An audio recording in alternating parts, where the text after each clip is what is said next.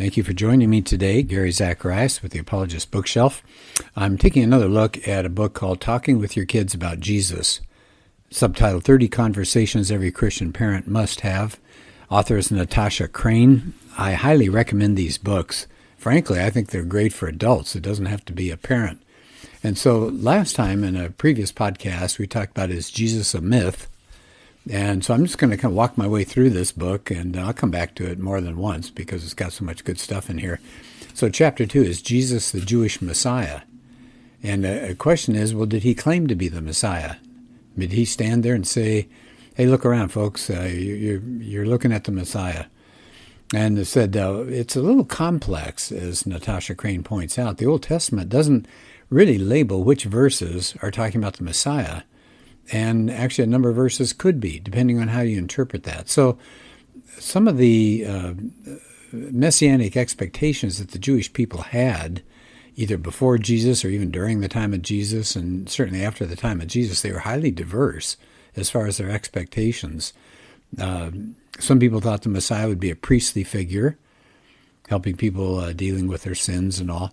Others thought he was a royal deliverer. He'd come and he'd smite whoever was in control of the land then. One Jewish group thought there would be two messiahs, and so they were all over the place, but the dominant thought was that there'd be a warrior messiah who'd be a political rescuer. You can understand that the Jews really longed for deliverance from the tyranny of Rome. So it seems like Jesus would come right out and say who he was, but he didn't. In fact, for most of his ministry, he told people to keep signs of his identity a secret. We see that especially in Mark. So what's going on?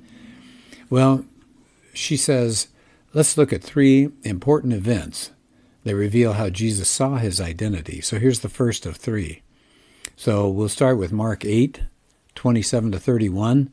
And Jesus says, who do people say I am? And they say, well, some think it's John the Baptist, others say Elijah. But what about you? He says, who do you say I am? And Peter says, you're the Messiah. And Jesus warned them not to tell anybody. So Jesus is pressing them. Okay, you've seen me. You've heard me. You've seen the miracles. Who am I? What am I? And Jesus didn't pat Peter on the back or anything or throw him a party, as Natasha Crain says. Instead, he says, shh, keep that identity a secret. And then he prepared them immediately after that for his rejection, suffering, and death. So remember what we've learned about the Jewish expectations for the Messiah. They wanted a warrior king.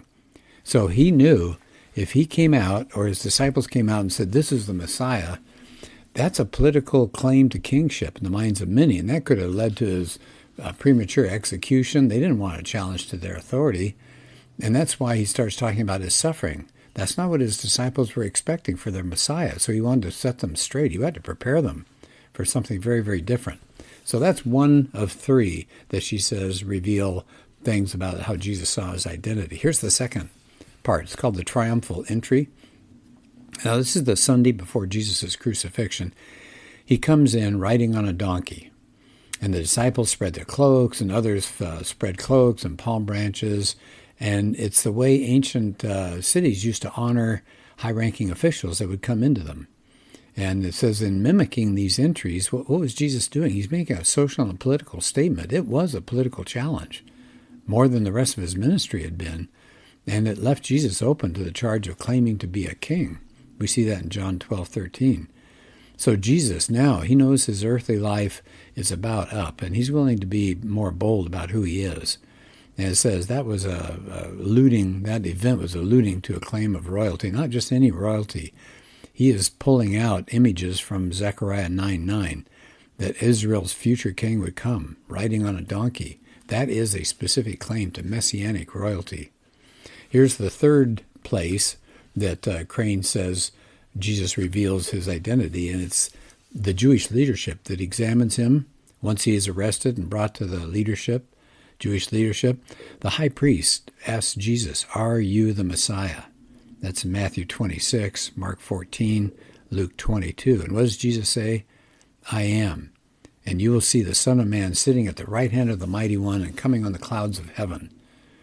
Now it says all three of the Gospels, Matthew, Mark, and Luke, Matthew, Mark, and Luke, include Jesus' response that the Son of Man will be seated at the right hand of God. So once again, that's messianic prophecy in a personal way, that the Messiah was going to sit at the right hand of God. And that thing about coming on clouds of heaven, that's, again, a reference to messianic prophecy in Daniel 7, that there would be this Son of Man figure that would come with the clouds of heaven and be given all authority and glory and sovereign power. So Jesus is claiming messiahship in each of those, Matthew, Mark, Luke. I am. Now that I am sounds like the I am of the Old Testament, doesn't it?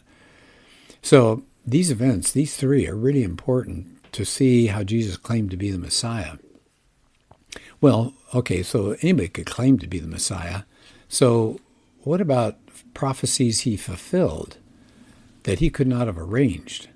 I mean, a good Jewish person back in those days would know what the Old Testament had said about the Messiah. Does Jesus fulfill those things? What did he fulfill? It says, well, it's going to differ depending on who you ask and which passages in the Old Testament they think are prophetic. But they said, how about this? Here's a select group that are probably the most understandable, especially if you're talking to kids. Remember, this book is for Christian parents dealing with their kids. So what prophecies did Jesus fulfill? How about his lineage? He was supposed to be a descendant of Abraham through the line of Isaac, Jacob, Judah, Jesse, and King David.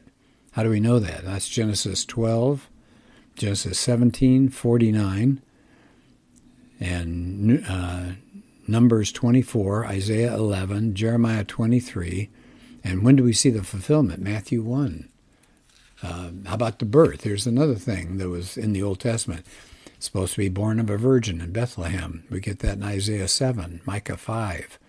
When is that fulfilled? The birth of Jesus, Matthew 1, Luke 2.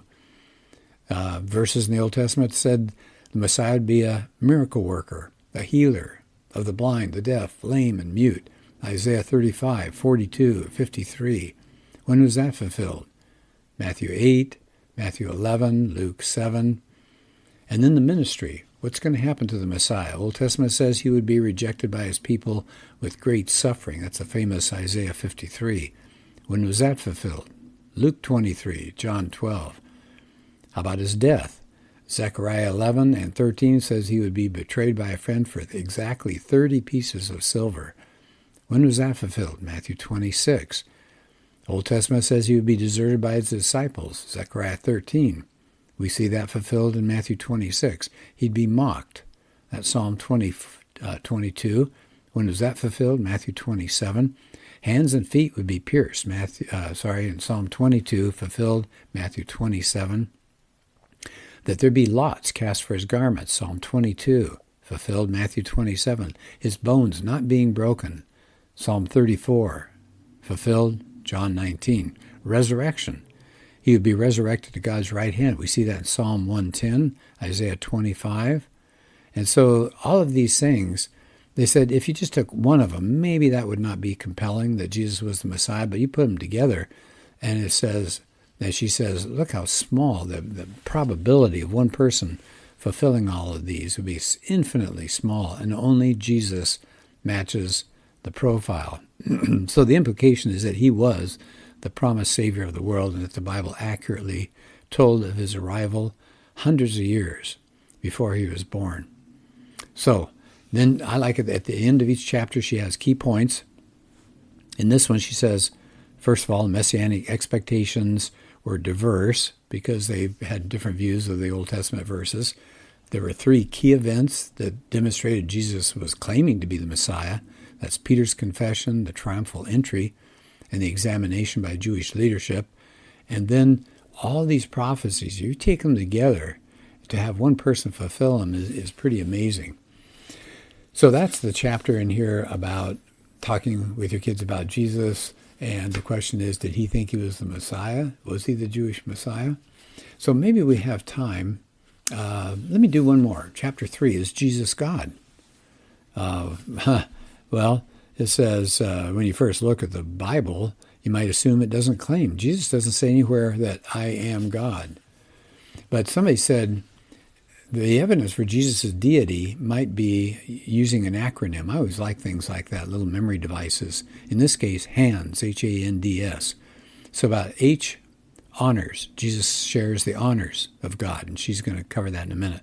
A, attributes. He shares attributes of God. N, names. He shares the names of God. D, the deeds. Jesus shares in the deeds that God does. And finally, S, Jesus shares the seat of God's throne. So what about the honors due God? Well, he accepts worship. The disciples prayed to Jesus after his ascension. Talk about honor. And then how about the attributes of God? Well, he prayed, Father, glorify me in your presence with the glory I had with you before the world began. And in Colossians, for in him all things were created. They were created through him. Hebrews 1, he's spoken to us by his Son, whom he appointed heir of all things. So pretty powerful.